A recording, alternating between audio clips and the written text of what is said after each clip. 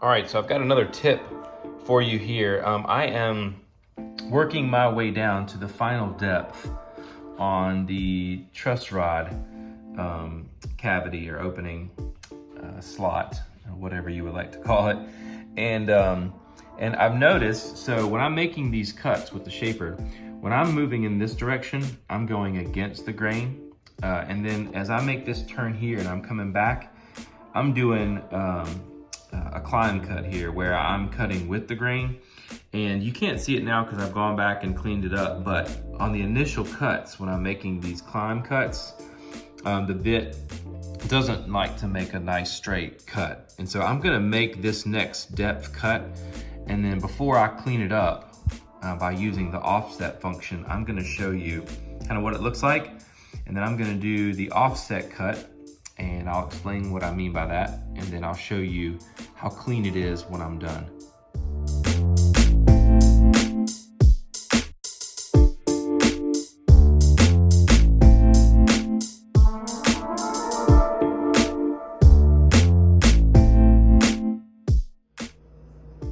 Okay, so I've made the next depth cut, which is down to 0.43 inches. And I don't know if you can see along the edge, on the inside edge, down inside of there, that cut was jumping around a lot. So you can see there on that climb cut, when I was coming back, I'd gotten to the end on the good cut, made this turn, and as I'm coming back down this line, and it's making that climb cut, you can see how the bit was jumping, and it was wanting to not make that cut because it wasn't going against the grain, it was going with the grain, and it was jumping.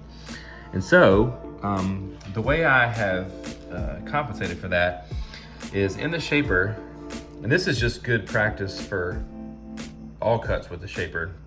If you're doing an inlay cut like this or something where it's got to be a tight tolerance, the best way to do this is to always start on 0 or even offset small. Like, so you want to gradually move into the final size of your cut. And so for this one, I know that when I get to the final thickness of this truss rod, that because of the first few cuts, I knew that cutting it right at the exact size, it was too tight. And so I've had to come back in on my final cuts and set this offset cut to negative 0.01 right here, negative 0.01. I'll make that negative. So, and I know that negative 0.01 on my offset is gonna make that final cut the right cut, and it's gonna fit that truss rod perfectly. And so if you can always sneak up on your final depth or your final width, that's best, because then you're not gonna accidentally cut your slot too large. And so what I'm gonna do now is I'm gonna go ahead and make this cut again at the same depth that I just made, but now I'm gonna make that cut with this offset.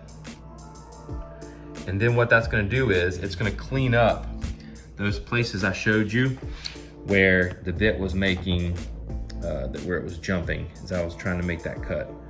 And so I'll show you here at the end. I'm gonna go ahead and make that cut now.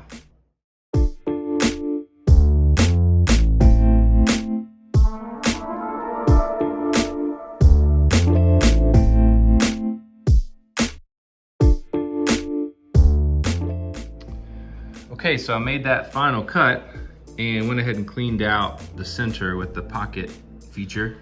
And as you can see now, that area along the edge that you could see before, where all those little ridges were that were popping out from the climb cut, they're gone. So the offset cut, coming back and making that offset cut, cleaned up the inside and the edges. And now the truss rod should just drop right in, and it's a nice fit. It's tight, doesn't move very much, and I'm gonna put some silicone in there anyway.